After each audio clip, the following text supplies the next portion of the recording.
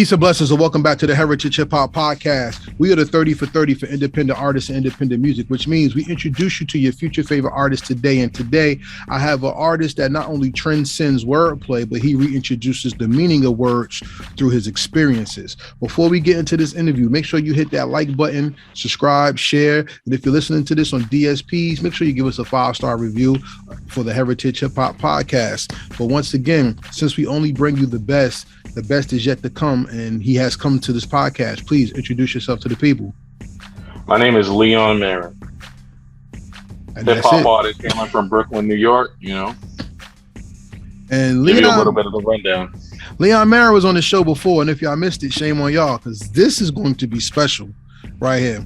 First and foremost, before we start, it's a blessing to see you, and thank God you're alive. Same to you, man. Thank you.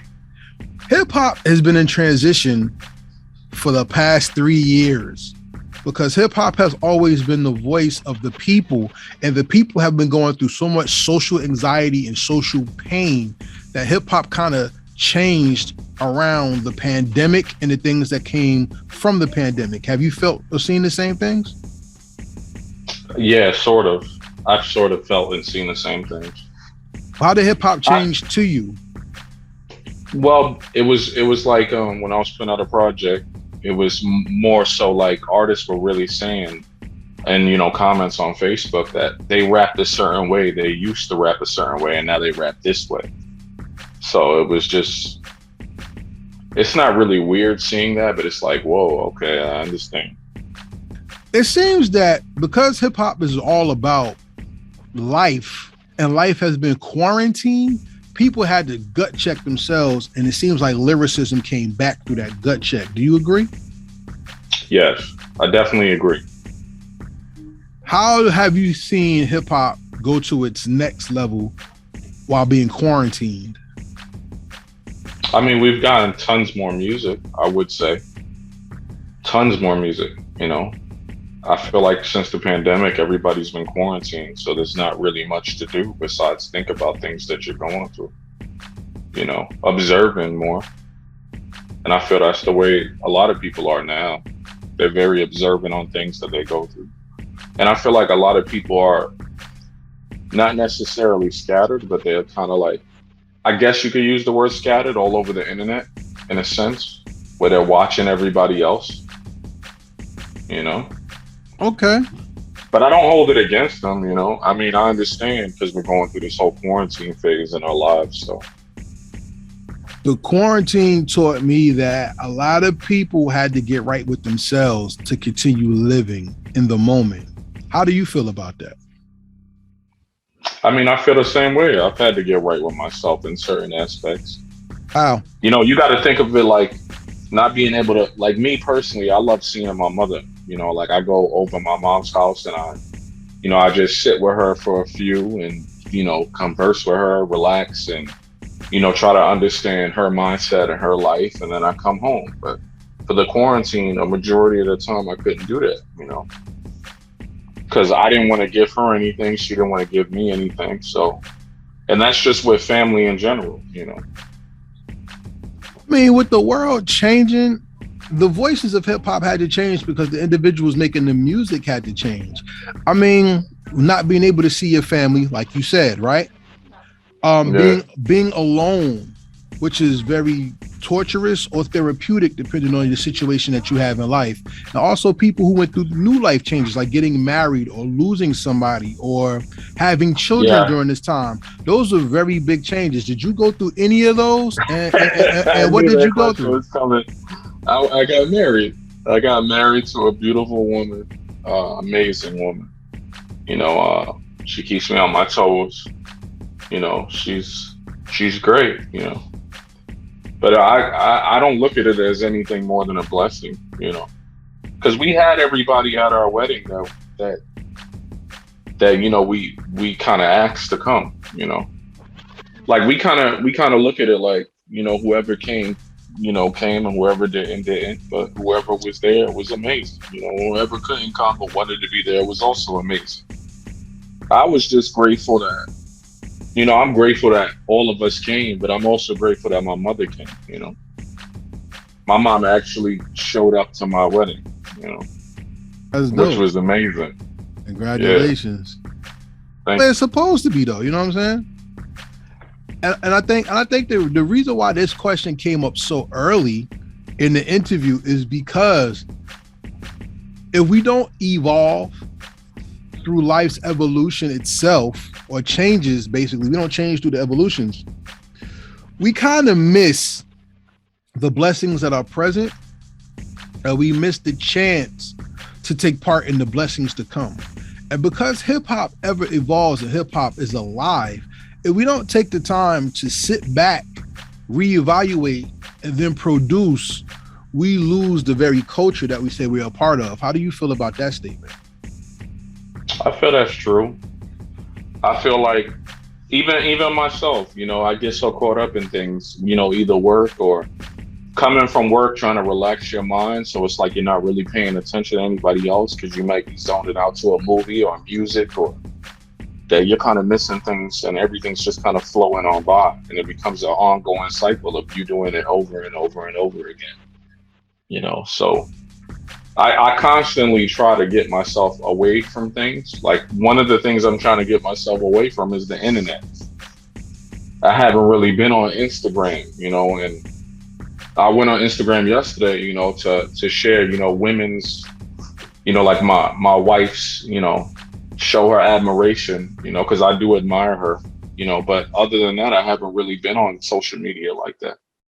And the reason why is because I want to enjoy things that are going on around me. And I feel like social media clouds our minds into, like, not everybody's minds, but it clouds, you know, certain people's minds where it's like, oh, he got that or she got that, I want that, you know. And it's like, I feel like my life is good, you know. I don't really need that, you know. I may want something, but I don't need it. What if I told you that was the plan of the internet all along? Oh, I believe it. I can believe that. I personally do not like social media. I do it for heritage hip hop. Me, I never had. That's how I feel. That's how I feel about my music. That's how I feel about my music. Literally, like people always ask me, like, if you didn't do music, would you have social media? And I always tell them, like, no, because I don't see a point in it. You know, like anybody I need to be social with, I could just be social.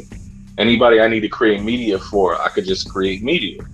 I don't need to be on social media, you know, but I do music, and, you know, it's fortunate because I meet people like you, and, you know, you can interview me and we can get to know each other, but it's unfortunate in the sense where it's like, I have to be on it, you know? But you know what's dope about social media? Like you said, social media is a platform to meet new people, etc., right? Yeah. But as a musician, it is also a way to introduce yourself to people who will never touch you. That's true. The main thing about social media I love is I've learned more in social media than I ever did in school. Let me ask you a question. What was some of the most important lessons you learned from social media, and how did you put it into your music? I learned how to graphic design. Maybe about 13 years ago, I was asking, like, can anybody design something for me? And I wasn't making much money from my job at the time. So when they would throw these prices in, it was no disrespect towards any of them because they were great designers. But I was like, I can't afford that. So, you know, going on YouTube and watching clips on how to design, and, you know, 13 years later, here I am, you know, and I design pretty much everything, you know. So that's what social media has done for me. It's opened up doors to another venture because, you know, I didn't want to, I wouldn't say I didn't want to pay them. It's just I didn't have enough money at that time to pay them, you know. Self-sufficiency is a God-given trait. Also, it's opened up relationships with people. You know, there was at a time, I would say, you know, a few years back, I didn't have a studio. You know, I previously had studios because I met different people, but at that particular time in my life, I didn't have a studio. And I met somebody, his name's Devon Thompson. He's a great engineer. You know, he engineers all my music. And I met him and we just linked up and started making a bunch of music, you know. This project, you know, we'll get to it in a few because I know you, but the project that I have out currently, he engineered the whole project. He mastered the project and everything. But that's what I'm saying. You know, social media has allowed me to meet all different types and variants of people that I really care about, you know, I really love, you know. And I think the cool thing about social media is like you can learn to love people from a distance. You know, like I watch a lot of your shows. I watch a lot of things, you know, but I don't necessarily speak on things, but I watch, you know, and that's cool, you know, like. But one thing I will say is it's a little ironic that the artists that we love so much didn't really have social media. It's Like very you, interesting. yeah, That's very interesting because what made the artists of the past so endearing is when we didn't have them enough. yeah, that's what I'm saying. I remember the days when Redman came out. His album came out every 2 years. Yeah, And now that because of the 360 deal, we have the album every year cycle, and now we get 2 and 3 albums per year. Not only is it diluted, but we're getting so high off of attention that we're actually taking away from the art. Do you agree? yes. One of the reasons why I haven't released a lot of music is because I was thinking like I don't want to dilute people in a way. I don't want people to see my music and be like, oh, you know, this is something I've heard already, or this is kind of like he does this like every year. You know, I kind of wanted to just surprise people, and I appreciate artists who do that. You know, I'm not saying that I don't appreciate artists that do that, but my perspective is like I just want to release music when I want to release music. So I think that's the key to how to beat the game. Because look at Kendrick. Kendrick released some stellar stuff, but he disappeared. And everybody's like, when Kendrick coming back? J. Cole released something, disappeared. Everybody like, when J. Cole coming back? The anticipation of Drake was like, yo, when is Drake coming back? But look at how Nas surprised the world with Magic, and look how everybody's like, oh, this is one of the best releases, and you know what I'm saying?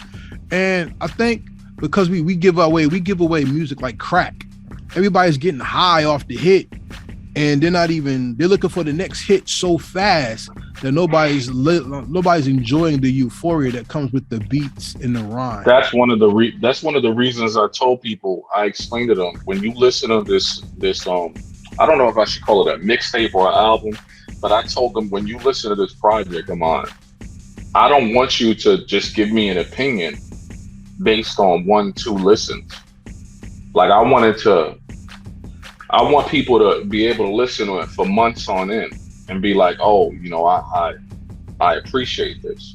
I never wanted a very quick opinion, you know, because I felt like that wasn't a real opinion. I want people to really like listen to it and, you know, sit with it for a while and then be like, oh, okay. And then, you know, maybe like 4 months later, sit down and go back to it and be like, oh, okay. You know, that's kind of how I listen to Nas albums. Speaking of Nas, you know, like I always listen to Nas albums like Magic. I've heard Magic, but I've definitely heard Magic like 10 times, you know, like 10 times straight through.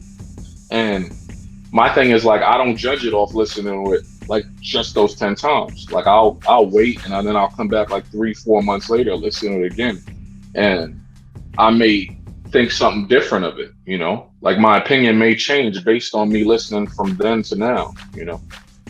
I'm with that, because ladies and gentlemen, you're listening to the Heritage Hip Hop Podcast. We are speaking to Leon Marin, and we're about to touch on the art of lyricism and his new project, The Unspoken Truth, which is out right now on Bandcamp. Make sure you get that because it's necessary. I want to tell you something about your project. I hope somebody told you this, but if they haven't, it pleases me to be the first. You probably are the first. All right. I haven't heard much. I've heard opinions, but I haven't heard much criticism or real feedback. Like I've heard, oh, this is dope, and I'm like, that's cool, but I want you to like really, you know, listen to it. Like I listened to the project a couple times because you told me it came out when it dropped in February. It was, yeah, and I've been on it for a minute, and I want to tell you that The Unspoken Truth is a master class in reading one's reflection. What does that mean to you? I don't know, man. Explain it. Because my version of Unspoken Truth is completely different, probably, than yours. My version of Unspoken Truth was basically me. It was basically like me thinking about everything, but never speaking on it. So that was my version of Unspoken Truth. Like, Exactly. so it was basically me letting out all the thoughts that I actually think, but I never tell people straight up. Right. That's why I said it's a master class looking at the real reflection. It's basically you making peace with you and speaking on who you are to yourself. Yes. That's what I got from it. Yeah, that's exactly what it is. That's exactly what it is. When I heard the project, I want to say that I want to digest the project with you right now, not song for song, but structure of album. Mm-hmm. Because everybody listens to albums the same. The beats, the rhymes. I'm going to see if I'll listen again. There's certain patterns and certain songs that when they go back to back, you see a bigger picture than just listening to it song for song. I'm very glad you caught that. And the ironic part is I sent the so I had a track list for it. And what I did was I didn't know what songs should go on the album, on the project. And I sent it to a few people. And I basically told those people, come up with your own track list. And certain people like Tone, he came up with his track list, and my cousin-in-law William Holloway, he came up with his track list, and I geared towards Will's track list. That's the track list that I ended up going out with for the project. So it was great to get a different perspective on it, because it was like, oh, this is how I would do my track list, but let me just understand how another person may see the project in their eyes, and then hear it in their mind, So I went with somebody else's track list and tried to understand it. So what I did was I listened to it over and over and over and over and over again. And I was like, okay, this track list is dope. Like, okay. But what's deep about it though? See, you just intrigued me with that, because the track list of an album is just the journey you want somebody to take when you listen to the music. And but one thing I've realized, my apologies, but one thing I've realized is it's not only my journey, because I've realized that when we make music, right? Like when you do your podcast, you're thinking of it as, and I think of it the same way as, I'm doing this for me. Like I love to do it, but it's for me. This is why I'm doing it. But then when you start realizing, oh, other people like what I'm doing. So then it's like, oh man, like that's why I was like, I can't pick it myself. Because I was like, if I pick it myself, that's basically what I've done for every other project. I've just picked them myself. So that's why I wanted to get in the minds of somebody else and be like, oh, you could pick it, That's deep. I like that you said that, because that is what hip hop is. Hip hop is therapy, because it came out of pain, and the creators are the people who are sharing their inner man and their inner soul with the world, only to be surprised that your songs are either touching people's souls, and the biggest flattery is somebody can rhyme a song that you made with you. You know what I'm saying? Yeah. I wanted to talk about something on the project real quick that kind of bugged me out. It says that this is your 9th project, and it says he still feels hungry, dedicated, and completely refreshed through the entire process. But this album didn't sound like you were hungry to me, though. Well, am I missing? Oh, okay. Because I was gonna ask you, am I missing the point? Because you don't sound like a student on this. You sound more like the teacher. Yes. But I feel personally that teachers can be hungry, because there's so much to learn. That's the evolving door.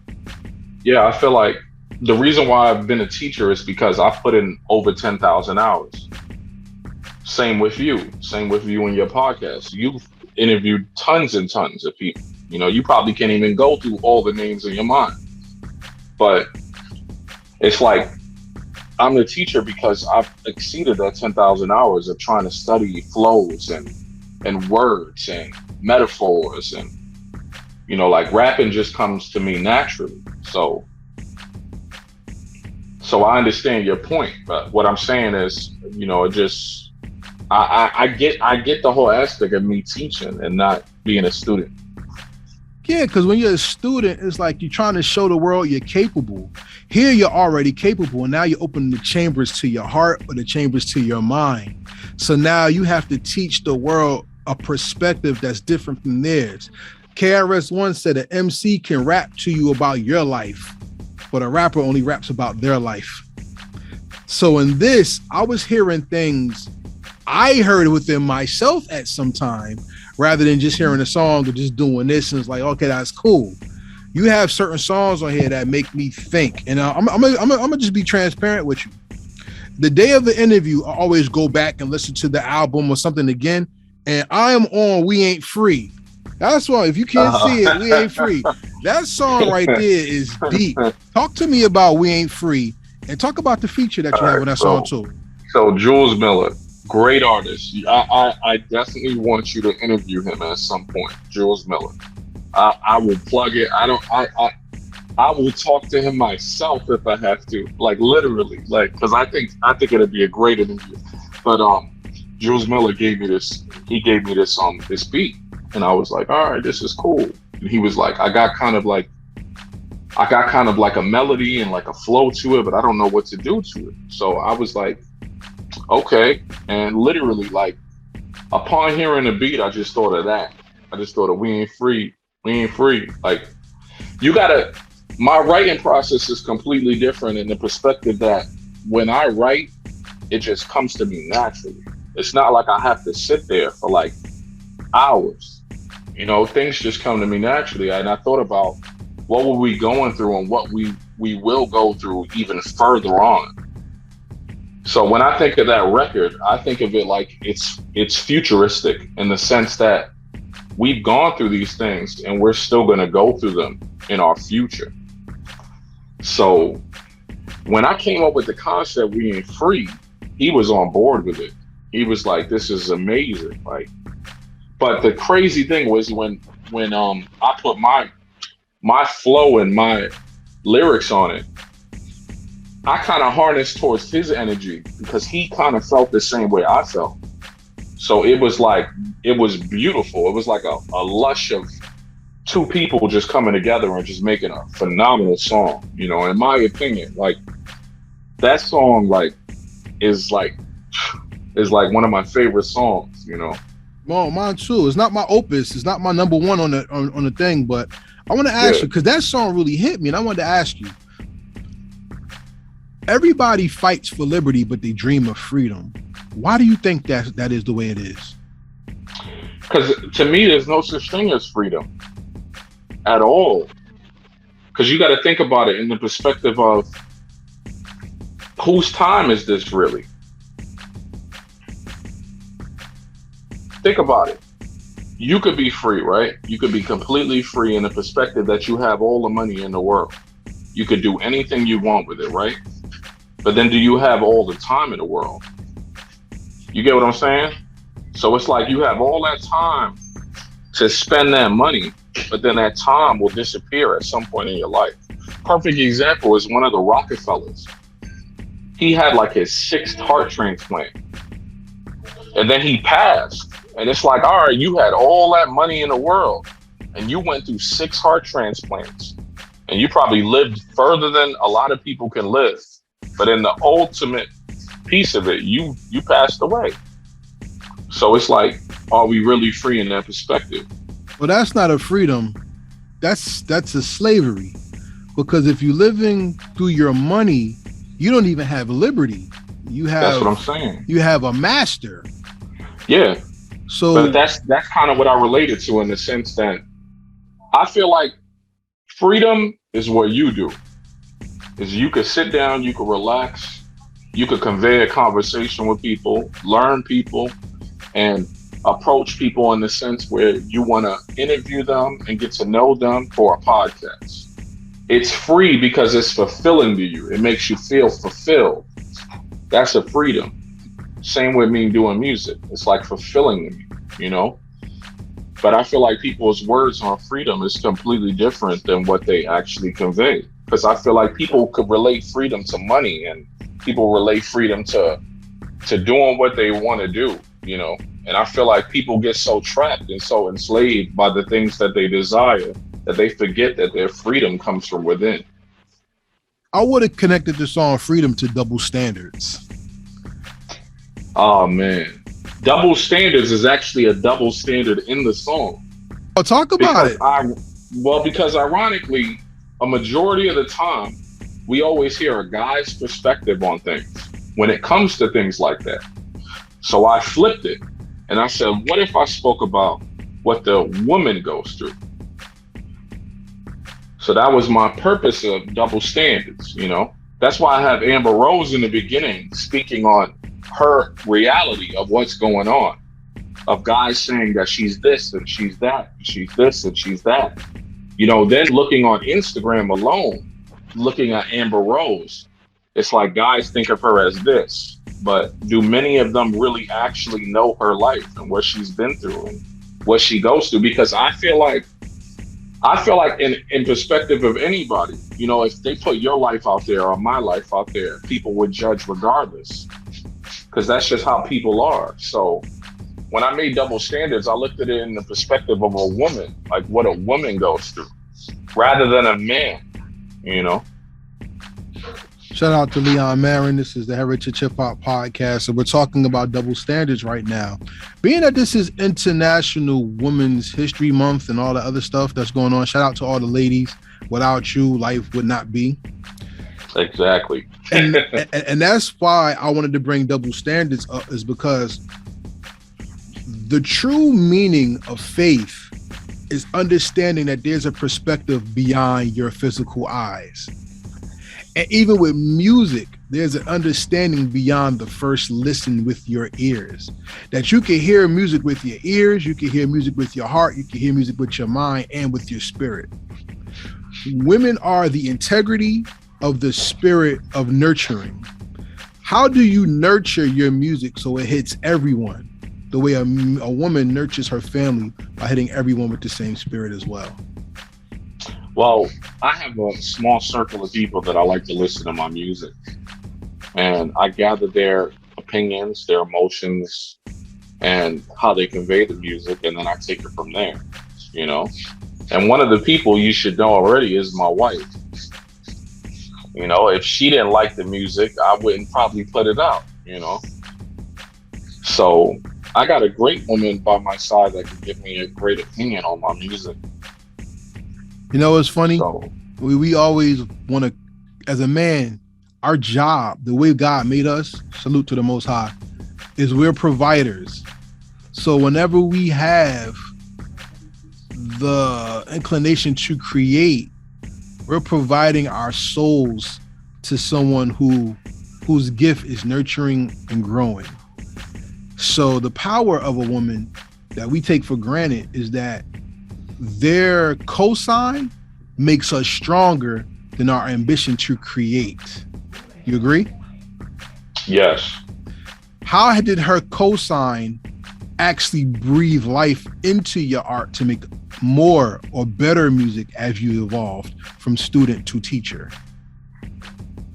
Well, I don't think it's just the cosign. I think it's more so that I've done it for a while. And I think that as I've grown, I've understood different perspectives on things. Certain things I wouldn't have rapped about back then that I rap about now, you know? So I kind of see it like, because I'm at where I'm at in this stage of life, it opened my mind and expanded it more so that I could actually rap about the things I rap about now, especially in the light of my last project. Okay, talk about the dichotomy of the last project to this one. I mean, well, my last project was a 4-track EP with a gentleman named Life Breeze. Great artist, but on that EP, I was just trying to out-rap everything. You know, not particularly him, but I'm just saying, like, when you listen to the bars on it, it's like, oh, he's trying to really like do something. When I put together this one, I was like, I want a story behind it. I want people to understand exactly how I'm feeling. And it may not be the hardest bars in the world, but that's not my presentation through it. I want people to understand it, you know. I didn't want to match myself in the talent of just being like, you know, like extra bars here and extra bars there. I just wanted people to listen to it and be like, wow. That's why this is masterclass hip hop. Because when Eminem and Jay-Z said it's the bars that you don't say that make your song, you don't have to be spiritual, miracle, Mr. Masterpiece. Yeah. Sometimes you could just be the person who gives the bar that makes a person sit down and ponder or think. What is this song saying? What else I'll say is that I think a lot of times when I created music, I was trying to create it in the sense of I want people to say he's super nice or I cared about so much perspective on other people basing, you know, like their opinion on my music that I go extra hard. And now it's kind of like, I just want to make music the way I want to make music, you know? And I'm not so caught up in the aspirations of like people's opinions. You know, I just want to make music.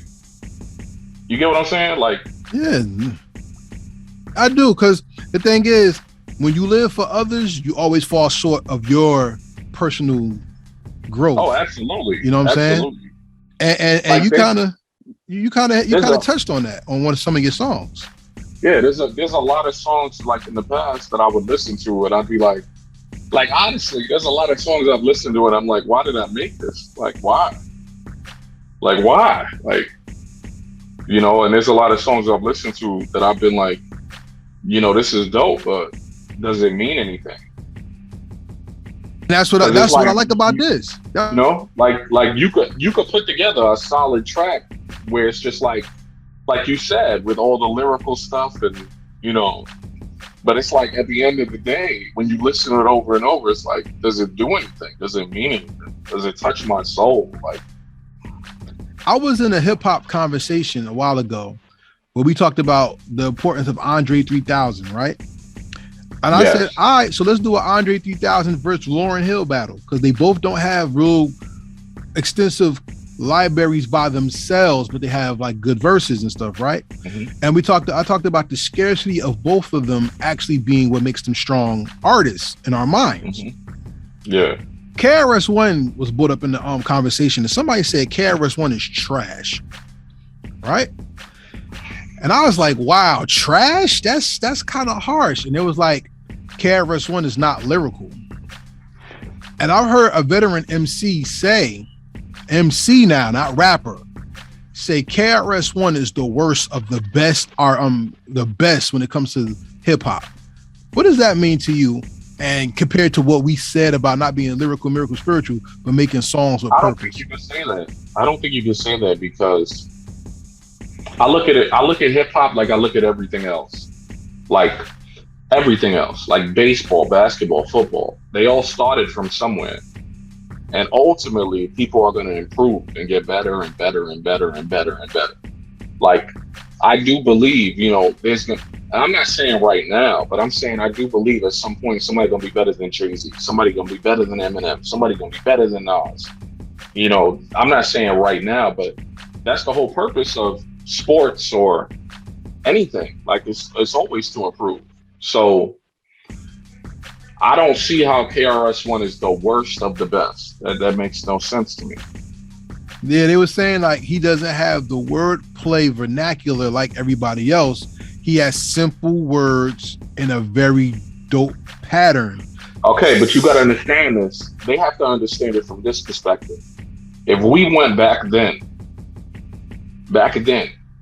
and there were other rappers compared to KRS-One, KRS-One was on top. So it's like now that you bring in Jay-Z, you bring in Eminem, you bring in Nas, you bring in Busta Rhymes, now it's like, oh, he's not that good. But it's like, yo, those guys who we love today learned from him. So it's like, how could you say that? You know, it's like LeBron James. LeBron James learned from Michael Jordan. Kobe learned from Michael Jordan. You know, but then Michael Jordan learned from Julius Erving, learned from Dominique Wilkins, learned from Clyde Drexler. You know what I'm saying? So it's like, how could you say that? And that's why I think this album is very important to the people who love the words of hip hop and the lessons of hip hop, not just want to nod their head to beats. Because what I get from a KRS-One album, Salute to the Teacher, I get wordplay that brings edification.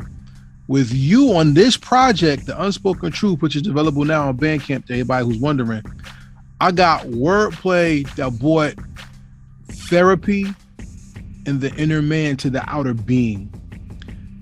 The song Talks with God, featuring Royale. Tell me about that one. That was actually on an old EP that I had called Welcome to Therapy, ironically. And I love that song so much, man. Like if I tell my wife this all the time, you know, but I tell her if there's at least like, if I could choose like one song out of, not even one, I can't do that, but like if I could choose like top 5 songs, that'd be one of my top 5 for sure. Cause it's just so brutally honest in the entire song. Like, and when I heard the beat, and then Adam and I came up with the video concept for it. I actually have a video for it.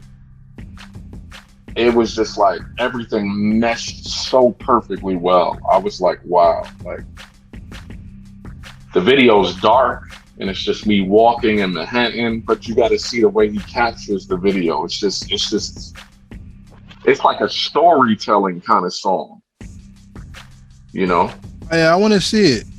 Because the song I like with that one is Three Faces. I think those kind of went together. I think those songs went together. That was a trip. That was a trip because I was in the studio with Devon and we recorded that first piece. That was, and the whole idea of Three Faces was like, I was like, yo, we recorded that to like, I forgot whose song it really was in the beginning, but it was featuring Drake on that actual beginning beat. It was a Drake feature. So I was like, oh, okay, that's cool. But then it just hit me. I was like, yo, what if we put together a Drake song, a Kendrick song, and a J. Cole song, and we call it Three Faces? Because those are considered the top 3 artists that are coming up right now. Yeah. And that's how I came up with the concept of it all. But yeah, man, like, I was like, I gotta go in on this. Like, there's so much, like, I'm not sure if you've heard them all, but there's so many metaphors in that. Like, so many. I had to sit down with that song about like 12 times on the first listen because I couldn't really, you know, certain music just make you stop. That was one where I said, okay, we know he can rap. Yeah. And now he's delivering, and that's different. Yeah, I love that song, man. I love that song. Neighbors think I'm selling dope. They just mean I'm selling rap. Shepping up the flow, voices based by the beat just sizzle like I'm selling crack. Never need a hand. Like, I love that song, man. Yeah, that's one of the songs that I want to feature on the Heritage Hip Hop playlist. I look forward coming soon. Oh, you can take it. Go ahead. We have a new Heritage Hip Hop playlist coming very soon, ladies and gentlemen. So make sure you stay ready for it. But my song of choice of this project is something else I want to feature. All right, go ahead. My favorite song is Rush. Wow. Let's talk about Rush and tell me where that came from. Oh man, that was all right. So Rush was actually after the time I went through my stroke, and it was built on the aspect or the perspective of. It was built on the perspective of like I knew everything, but I didn't know everything because now I went through the stroke, and I'm trying to rush myself back to becoming who I used to be. So it was like it's kind of weird because it's like you're rushing. But you're rushing to become somebody you used to be. So it was weird in that perspective. It's like time's ticking so fast, but you're trying to time tick to go backwards. So it was crazy. And that was one of the songs, one of the first songs I did right after my stroke. That's one of the lessons many men go through. Because in a man's life, after a certain age, they say men have the midlife crisis, but men suffer an identity crisis many times in our lives because unfortunately, sometimes we play catch up to other men, and sometimes we play catch up to ourselves because our minds are so active in what could have been. Yeah, I used to always think like, man, what could I have done right? Like, even with Jimmy Fallon, I think like, could I have done anything more, to be bigger? Could I have, meeting all these celebrities and different types of people, could I have done something more to get even more to where I need to be? But I look at my life like it's beautiful. Like I am where I am because I am, I am what I am because I am. If that's not scripture, if that ain't scripture, you just open up another question then.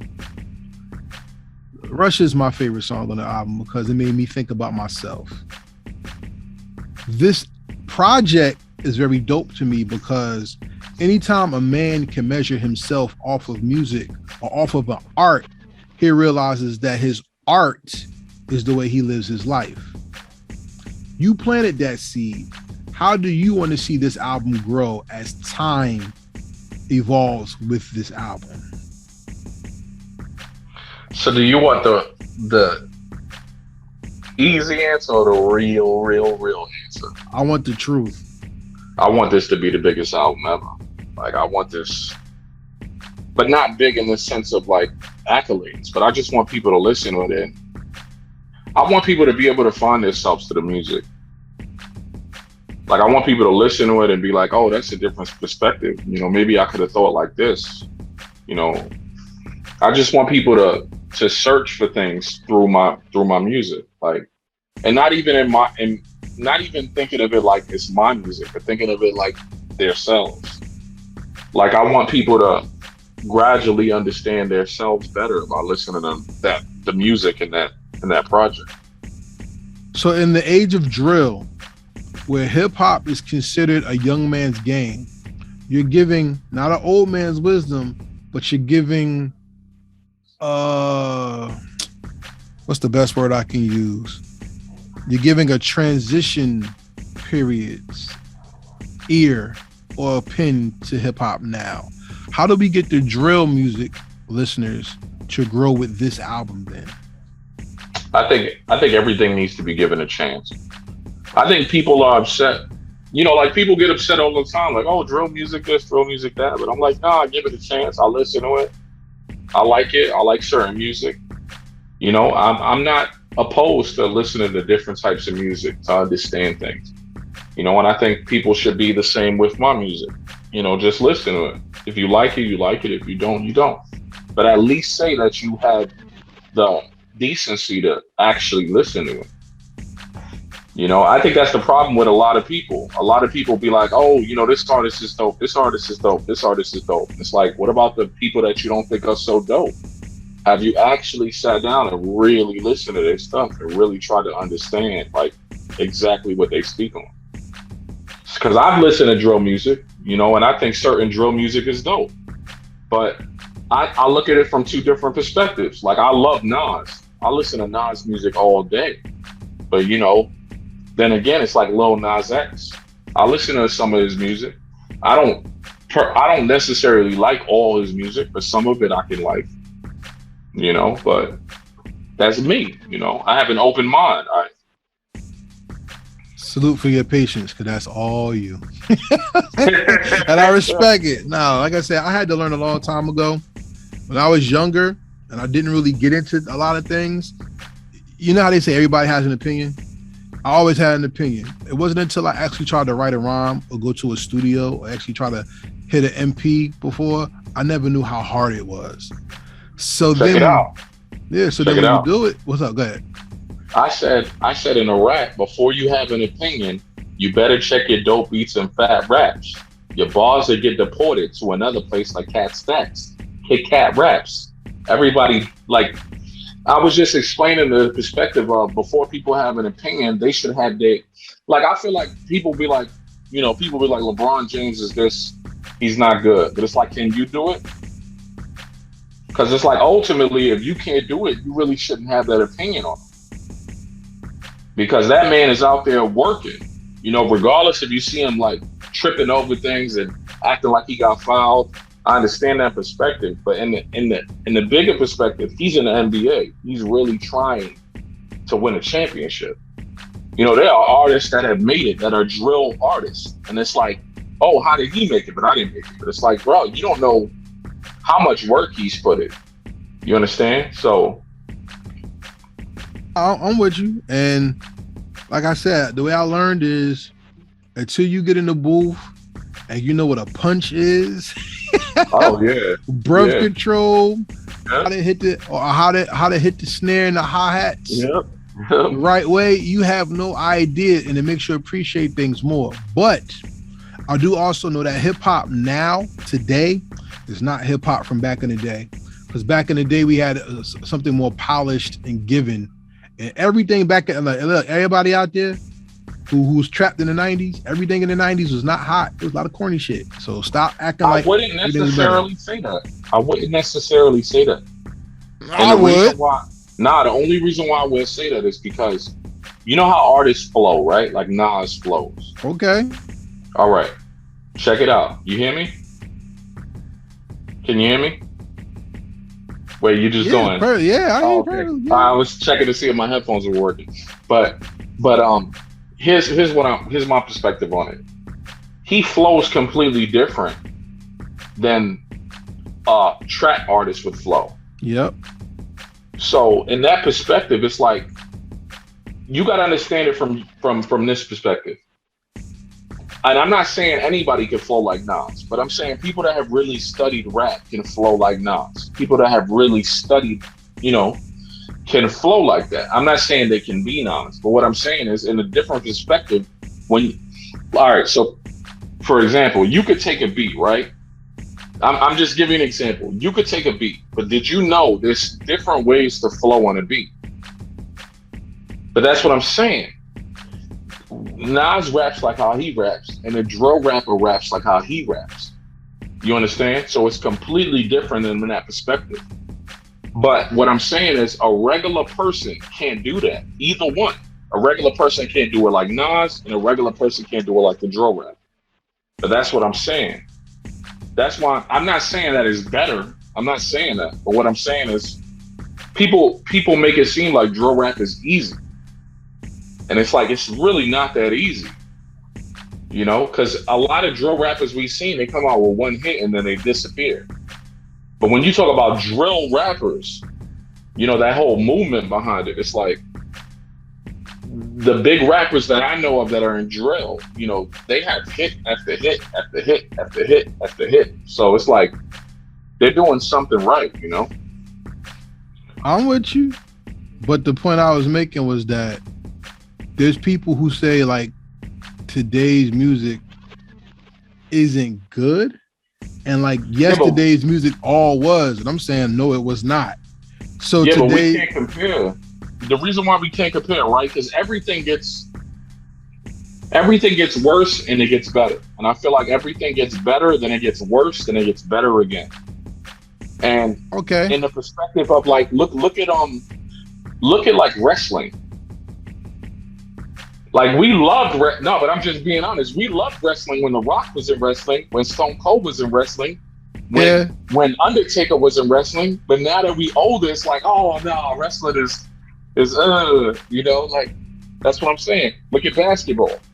We loved basketball, really loved basketball when Michael Jordan was a basketball, Magic Johnson was a basketball, Larry Bird, Dominique Wilkins. But now it's like, oh, the NBA is kind of soft. So it's like, everything gets better, then it gets worse, then it gets better again. Like, so that's kind of how I see music. I see music on like, so put it like this, in this perspective, I see music like it's kind of bad, but it's kind of good because we still have the J. Coles, the Drakes, the Kendrick Lamars, you know, we still have those. Okay, thank you. I appreciate that. I do. We're not gonna big up other artists in this interview. Because you stopped me from my point. The point. No, go ahead. I'm sorry. Go ahead. The point I was trying to make was, and like people who live in the past, they don't listen to today's music, like you said, and you say give it a chance. Because there's people who live in the past that believe everything that came out in the 90s was hot when it wasn't. Exactly. Even though the 90s gave us a polished delivery, some of that music wasn't digestible. And I'm not going to name any artists, but check it out. Go to your pop 90 hits CDs or anybody's DSPs, and you'll hear some songs that you'll listen to and be like, what the hell was this? And the point of me saying is today's music is more, you have to grow with the artist to learn the artist, not just be given a product. And that's why I pray that people do have the chance to listen to this project, because different songs hit you at different parts of your life. You have to be heartbroken to understand a love song at times. You have to be a student to become a teacher, because you're always a student at different parts of your life. And with music, you have to be able to relate to more than the beat at some time in your life, because you'll realize that songs are playing messages not only into your mind or into your spirit as a rhythm, but they also play into your heart. And that while growing with the music, not only do you give ear to your own growth, you're showing the appreciation of the product and what you're listening to. Yeah. And that's where we at. You know what I mean? So unfortunately, we're at the end of the interview. This was a great interview, man. It went so fast, yo. Oh man. Yeah, it went fast. You know what I mean? Give everybody your social media and tell them how they can contact you and get your album. Oh, you guys can just follow me. Well, you ladies and gentlemen can follow me at Being Leon Marin. That's Being Leon Marin, BEINGLEONMARIN, and you can follow me everywhere using that. That means wherever you are, he's there too. So please be sure to follow Leon Marin and go to Bandcamp today, right now, when you hear or see this interview, and check out his album, The Unspoken Truth, which is out for your listening and growing pleasure. Because great music doesn't exist for the moment. Great music lives for as long as you share, give it, and experience it. And this is the album to be experienced. You agree? I agree. So get that money out y'all wallets to get that right there. You know what I'm saying? you need to get that project. So being that you're a veteran of heritage hip hop, you know it's time for the rapid fire questions. Go ahead. You did this before, so now you get brand new questions. You ready to go?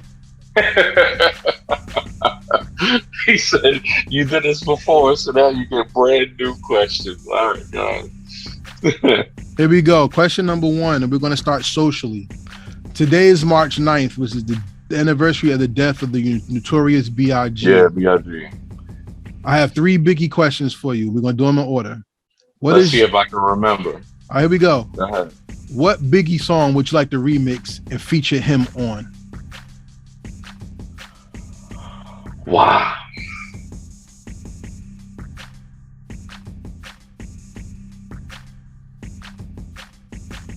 Wow. Man. Oh man, I'm thinking of something iconic, but something maybe not. You know what? I'll go with the first song he really came out with. Like really big, Juicy. I'll go out with that one. Okay, that's dope. That's the first question, the remix. I'll go with Juicy. Because that was like Biggie becoming Biggie. It wasn't Biggie yet. It was like him discovering himself. So I'll go with that one. Second Biggie question is this. If you from Brooklyn, right? Yeah. See, Brooklyn to me is the kings of hip hop because of the Crooklyn Dodgers. You know what I'm saying? Yep. If you could remake the Crooklyn Dodgers, you Big, who solidifies the 3rd spot and who produces your first single? But it have to be from Brooklyn? Yes.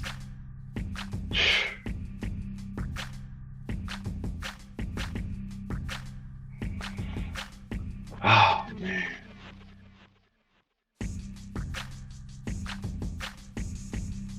I'm gonna go with Jay. Who producing the song? Who's producing a song?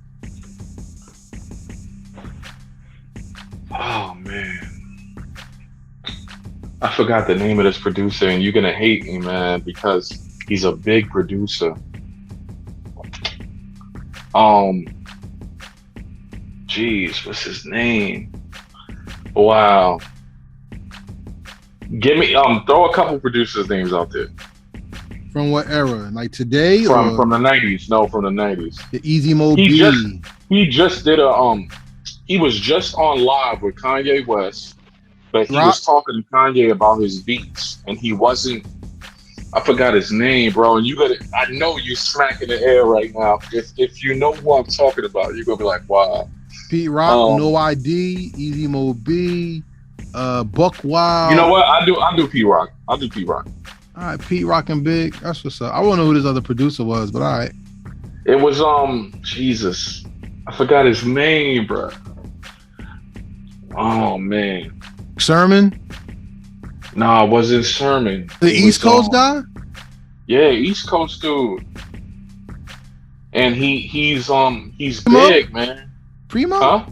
DJ Premier? Nah, it's not Primo. Yeah, wait. Yes. Yeah, it's DJ Premier. How you forget Primo? Premier. Yeah, I know. See, I knew it. Did not say that you was gonna be like but yeah, Funny. that's what I would do. I would use DJ Premier. Philosophical question. Last one about Biggie. What did the game miss with Biggie dying? Oh man, what did the game miss? I feel like storytelling. There's so much that the game missed, man.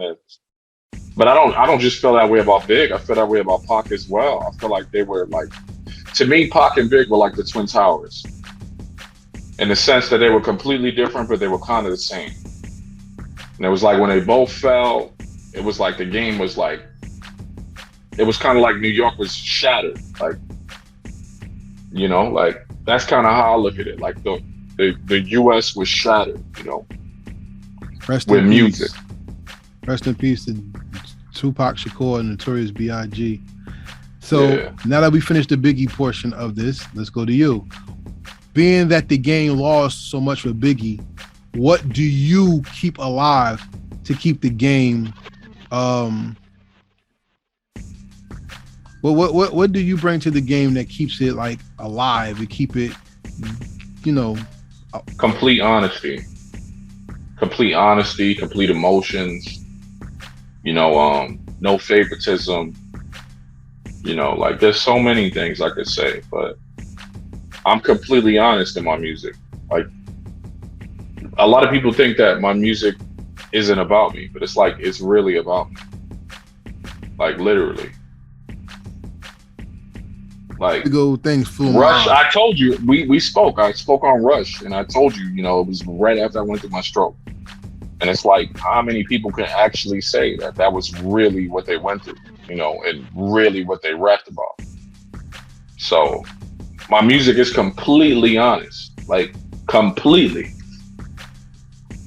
Like a lot of people don't understand, like even double standards. I actually went through that, you know. Rush, I went through that, you know, like the song You Know is an actual thing that I went through. That's literally what I went through. In what way? I said, all right, I'm gonna keep it clean. I said, you had no money, Trick, having me pay every day, and you made us sound steady. You claiming I'm just like your ex instead of admitting that you weren't ready. I've heard this so many times. See, so like you the type of chick people like to hit, leave with no remorse. Love got me off course, messing with all my emotions, leaving me totally open. No more revolting the notion of trying to keep this on broken. Never in my life have I ever had to come at a female. Notice when talking aggressive, let me explain this in detail. I hit her all up in the DM. People be knowing I'm low key, ignoring me, chasing attention. People be knowing I'll be, you know, like, but that's real. It's really what I went through. Like, I hit a chick up in the DM. She was ignoring me because she was chasing fellas. Then we started dating, and you know, things went really bad, and you know, I made a song about it. I made a song about it the next day after something really bad happened. But you know, even with We Ain't Free is the only song I can honestly say that is from the perspective of like outsourced. It's like not just my perspective, it's a bunch of people's perspective. You know, but every other song I can honestly say I've been through. You know, Talks with God, perfect example. I remember when my pops died, my mom's side wouldn't stop crying. The very moment that I realized I can't stop trying. When back home, lights flicker from the cops flying, chasing another criminal that's hot. When a block's frying. Either way, this isn't what it's supposed to be. Every record is a beat on top of the rosary. Like it's legit what I've been through. Like people don't understand. I tell them all the time. Like if you listen to the music and really listen, you'll know my life better than a lot of people because I'm telling you literally what I'm going through. And that goes to the next. So it's question. like a diary. It's like a diary, literally. I'm glad you said like a diary, because that goes to the next question. This album is an album that exposes the truth of a man's life and journey. Who are the artists that took you on your journey to make you appreciate yourself in your music? Oh, too many, man. It's KRS-One, you know, Chemo D, Big Daddy Kane, you know, man, there's a lot, you know, Nas. I listen to Nas like crazy, like Eminem, crazy. I listen to Jay-Z, I listen to Busta Rhymes, I listen to Redman, Method Man, you know, like, it's a lot, man. It's just a whole lot. Like, but the crazy thing is, like, when you listen to music, I feel like people listen to music and they're like, oh, this is dope. Oh, this is dope. But it's like, when you really listen to the music and you really understand what they're rapping about and you relate it to yourself, it gets even doper. Because you're like, wow, I never knew that this person goes through some of the same things that I go through. And it may not be the exact same thing, but they're feeling some sort of way that I would feel. Mm.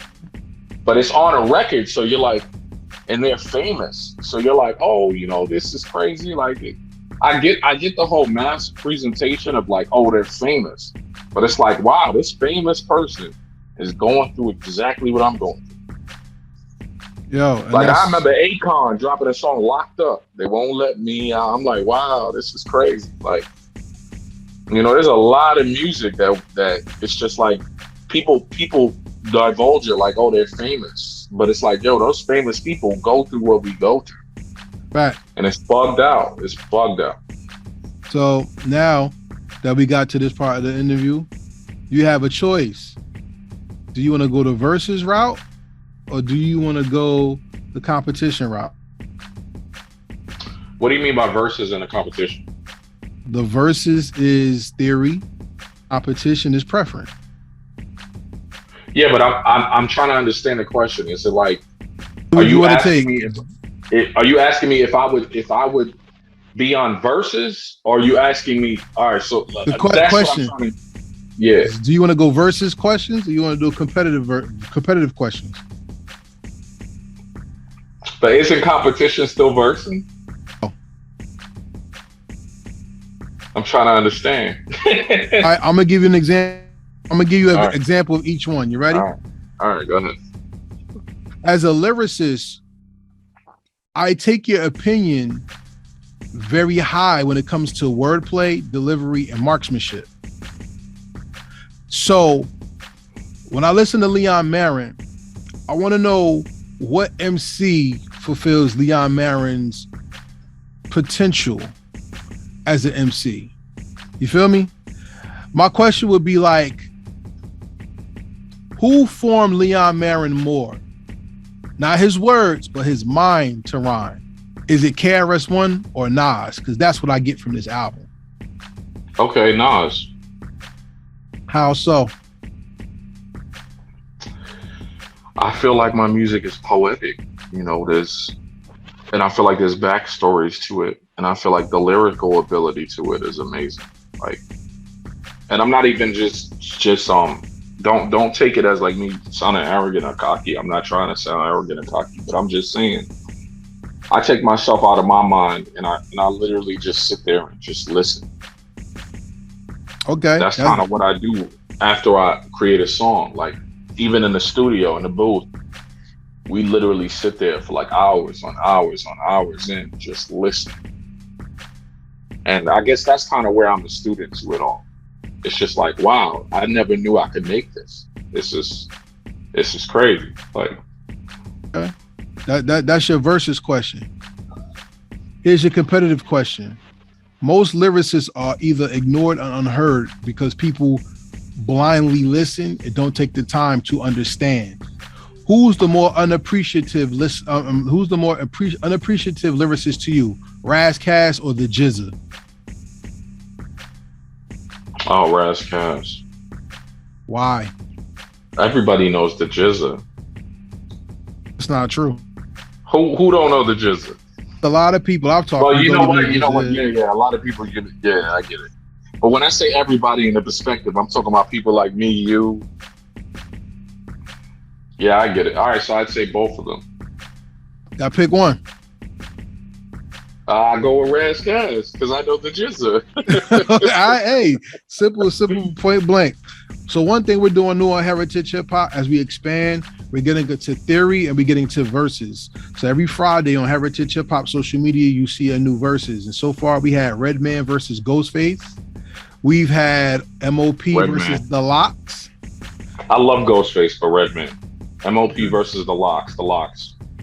We've had Mos Def versus Andre 3000. Oh man. Oh man. They can both rap, man. And I've met Mos Def. Great person. Wow. Shout out to Yasin Bey. And the last verses that we had last week was Only Built for Cuban Links versus Liquid Swords. Cuban Links, as in Cuban Links the rapper? The album. Oh, okay. Only Built for Cuban Links the album. Versus Liquid Swords. Yeah. Yeah. Look at him. Yeah. So while he's thinking, Heritage Hip Hop verses is not the verses that you see where people have playlists and we go back and forth. We just give you the MCs, the albums, or the eras, and you decide based off of your own criteria. We just like to spark the conversation. How'd you like it so far? It's good. It's really good. And that's where we go every Friday on Heritage Hip Hop social media. Let's finish this off with the 3 last questions. The one, I'll give you the throwaway question. How did you like your return to Heritage Hip Hop, and did we do a good job? Oh man, come on. You know you do a good job. Stop that. You know how it goes. You could have thrown it away, man. Speaking of throwaway questions, you could have thrown that one away. I want to give a shout out to Simply Bree if he said what network, because that's how we all corresponded on a live together. Bree is dope. Yeah, I remember. Bree is dope. And 3 people have hooked up and formed a friendship that is great. Leon Marin is an MC. Not only do I co-sign in the interview, but he's an MC that I believe in. So when I say please go check out his project, I'm telling you it's something well worth it. And check out the He Said What Network on YouTube. Hey Bree, we love you, sis, and we're gonna keep it moving. Oh, that was dope. Question, second to last question of the night, which is a very important question. Hip hop is now embracing the power of the female, and the female voice has only been marketable for the last 7 years. What do you think is the future, even though it's a male point of view, what do you think is the future of the female's power in hip hop, and where do you think she will take it if nurtured the right way? I'm praying that it goes back to the Lauryn Hill type music. I'm honestly tired of hearing not Megan Thee Stallion, because people be like, oh, I'm tired of hearing Megan Thee Stallion, but it's like, it's not necessarily her. It's just what she's rapping about all the time. It's like maybe, in my mind, it's like if Megan gave us something more deep, maybe it would, I wouldn't say deter her fan base, but I would say maybe it caused her to make even more fans, because it'd be like, wow, I never knew she was that deep. I feel like hip hop for the women has to be even more vocally and more deeper, than just shaking ass and get into a bag. You know, like I really did like Lauryn Hill, man. Like I feel like she was the perfect ambiance between lyrics and like singing. Like it was perfect. Like so I kind of want more of that perspective when it comes to women, you know. Well, salute to all the ladies And out there. I'm not even saying that women don't do that. That's not what I'm saying. I'm saying that in the media of like, you know, like the big artists, I'd want to see that because there's tons of women, you know. One of my favorite artists right now is a singer. Her name's Ari Lennox, you know, and she's amazing. She can sing amazing, you know. And she's dope. Yeah. See, there we go. But what I'm saying is I wish there were more artists like her. Not saying that they all gotta be singers, but what I'm saying is like she's just herself. And you can tell, you can blatantly tell that she's just being herself. And that's dope to heritage hip hop. Salute to Ari Lennox. Shea Butter Baby. Let's get it. Oh, man. All right. Well, we thank y'all for listening to the Heritage Hip Hop Podcast. Once again, we're listening to Leon Marin. Make sure you subscribe to Leon Marin's social media and follow Heritage Hip Hop everywhere. Being that you got to the end of this podcast interview, make sure you hit the like, subscribe, and notification bell on YouTube. Make sure you give us a 5-star review on all DSPs. And we've come to the final question of the second interview, which means that he gets a different question since we already know his legacy. To finish this one out, this is the question. The unspoken truth about a man is not only his journey, but who he's become on his journey. We always highlight the goal, but we never appreciate a goal until we accumulate the scars that makes the goal worth appreciating because we fought for it. What are the 3 most important scars you've taken with you on your journey to help you create this great album? Oh, man. Wow. To make this, oh man, wow. That was a great question. Because it left me flabbergasted. He's just like, oh man. Wow, you just left me flabbergasted, bro.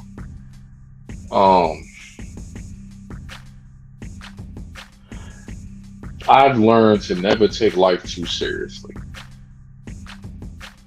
To always appreciate things that are in front of you and never focus on the things that are behind you. And that could deal with relationships, with friendships, with people in general. Stop overthinking, because as human beings, we do that so much. You know, we just overthink things. You know, another thing I've learned is that a woman is always right.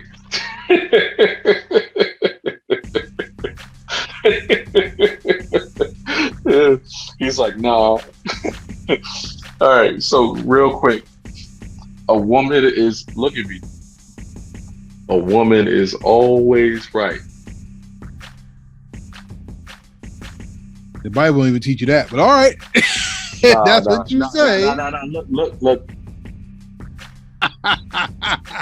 Yes, indeed. Yeah, but yeah, this album, this I don't even know what to call it, an album or mixtape, but this project, it just speaks on different things that's happened in my life. So I guess, you know, I guess just understanding that to take things slow at a pace, to not move too fast, because life is fast in itself, to appreciate things as it's going and not really, you know, like even when we were talking about, you know, me coming home and just sitting down and just listening to music or watching movies on my phone, you know, it was in the perspective of just understanding that life is moving so fast that I have to learn how to appreciate things more, you know.